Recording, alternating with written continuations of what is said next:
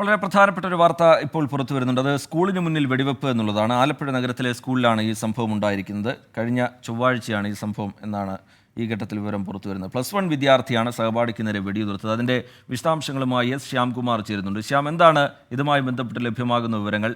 പോലീസിൽ നിന്ന്, അധ്യാപകരിൽ നിന്ന്, വിദ്യാർത്ഥികളിൽ നിന്നൊക്കെ മനസ്സിലാക്കാൻ കഴിയുന്ന കാര്യങ്ങൾ എന്താണ് ശ്യാം? റീജിത്ത്, നിസ്സാരമായ ഒരു വാക്കുതർക്കമാണ് നമ്മൾ കേട്ടുകേൾവിയില്ലാത്ത രീതിയിൽ തോക്കെടുത്ത് സഹപാഠിക്ക് നേരെ വെടിവെപ്പിലേക്ക് പോലും എത്തിച്ച ഒരു സംഭവം ആലപ്പുഴയിൽ ഉണ്ടാക്കിയിരിക്കുന്നത്. കഴിഞ്ഞ ചൊവ്വാഴ്ചയാണ് ഈ സംഭവം ഉണ്ടാകുന്നത്. ഉച്ചഭക്ഷണ സമയത്താണ് ഈ വെടിവെപ്പ് നടന്നത്. ആലപ്പുഴ നഗരത്തിൽ കളക്ടറേറ്റിനടുത്തുള്ള ഒരു സ്കൂളിന് മുന്നിലാണ് ഈ സംഭവം ഉണ്ടാകുന്നത്. +1 പഠിക്കുന്ന വിദ്യാർത്ഥിയാണ് സഹപാഠിക്ക് നേരെ വെടിയുതിർത്തിരുന്നത്. ആ വിദ്യാർത്ഥി ഭാഗ്യം കൊണ്ട് പരിക്കേൽക്കാതെ രക്ഷപ്പെടുകയായിരുന്നു. ഇന്നലെ ഈ സംഭവത്തിൽ സ്കൂളിലെ അധ്യാപകർ ആലപ്പുഴ നോർത്ത് പോലീസിൽ പരാതി നൽകിയിരുന്നു. തുടർന്ന് പോലീസ് കേസ് രജിസ്റ്റർ ചെയ്തു. ഈ സംഭവത്തിൽ ഉൾപ്പെട്ട വിദ്യാർത്ഥിയും അയാളെ സഹായിച്ച 2 വിദ്യാർത്ഥികൾ ഉൾപ്പെടെ എല്ലാവരും പ്രായപൂർത്തിയാകാത്ത വിദ്യാർത്ഥികളാണ്. തുടർന്ന് പോലീസ് ഇവരുടെ വീട്ടിൽ പരിശോധന നടത്തുകയും വീട്ടിൽ നിന്ന് എയർ ഗണ്ണും ഒരു കത്തിയും കണ്ടെടുക്കുകയും ചെയ്തിട്ടുണ്ട്. നിലവിൽ വിദ്യാർത്ഥികളുടെ എതിരായിട്ട് കേസെടുക്കുകയും അത് ജുവൈനൽ ബോർഡിന് മുന്നിൽ ഈ റിപ്പോർട്ട് സമർപ്പിക്കുകയും ചെയ്തിട്ടുണ്ട്. കുട്ടികൾ ഏതായാലും ജുവൈനൽ ബോർഡിന് മുന്നിൽ ഹാജരാകേണ്ടി വരും.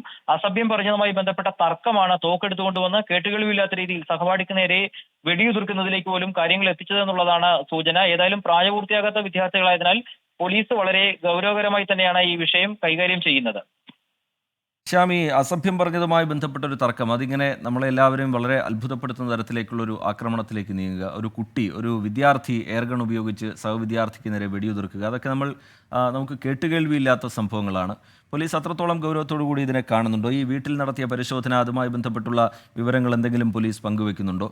പോലീസിന് നിലവിലെ പരിശോധനയിൽ മനസ്സിലായ കാര്യങ്ങൾ അവർ വിശദീകരിക്കുന്നുണ്ടോ ശ്യാം?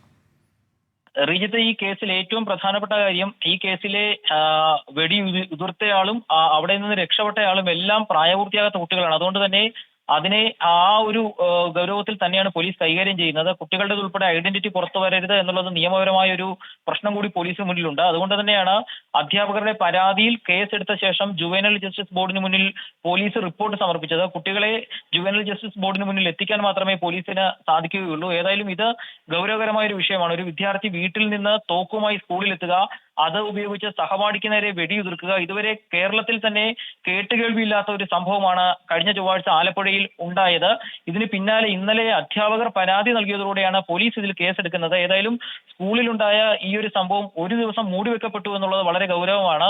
അത് പോലീസ് അറിഞ്ഞില്ല. അധ്യാപകർ പരാതി നൽകുമ്പോൾ മാത്രമാണ് ഈ സംഭവം പുറത്തു വരുന്നത്. നഗരത്തിലെ തന്നെ ഏറ്റവും പ്രധാനപ്പെട്ട ഒരു സ്കൂളിലെ വിദ്യാർത്ഥികളാണ് ഈ സംഭവത്തിൽ ഉൾപ്പെട്ടത് എന്നുള്ളത് മറ്റൊരു ഗൗരവകരമായ വസ്തുതയാണ്. ഏതായാലും പോലീസ് ഈ വിഷയത്തിൽ നിലവിൽ സ്വീകരിക്കാവുന്ന നിയമപരമായ നടപടികൾ സ്വീകരിച്ചു കഴിഞ്ഞു. വിദ്യാർത്ഥികളുടെ പ്രായം ഒരു വലിയ പ്രശ്നമാണ്. അതുകൊണ്ട് തന്നെ അവരുടെ സ്വകാര്യത ഉൾപ്പെടെ സംരക്ഷിച്ചുകൊണ്ട് മാത്രമേ പോലീസിനും ഈ വിഷയത്തിൽ കൂടുതൽ നടപടികളിലേക്ക് പോകാൻ സാധിക്കുകയുള്ളൂ. ഏതായാലും ഇപ്പോൾ ജുവൈനൽ ജസ്റ്റിസ് ബോർഡിന് മുന്നിൽ റിപ്പോർട്ട് നൽകിയിട്ടുണ്ട് എന്നുള്ളതാണ് ഉദ്യോഗസ്ഥർ നമ്മളോട് വ്യക്തമാക്കുന്നത്. ശരി, എസ് ശ്യാംകുമാറാണ് വിവരങ്ങൾ നൽകിയത് ആലപ്പുഴയിൽ നിന്ന്. വലിയൊരു നടുക്കം ആ വാർത്ത നമുക്ക് ഉണ്ടാക്കുന്നുണ്ട്.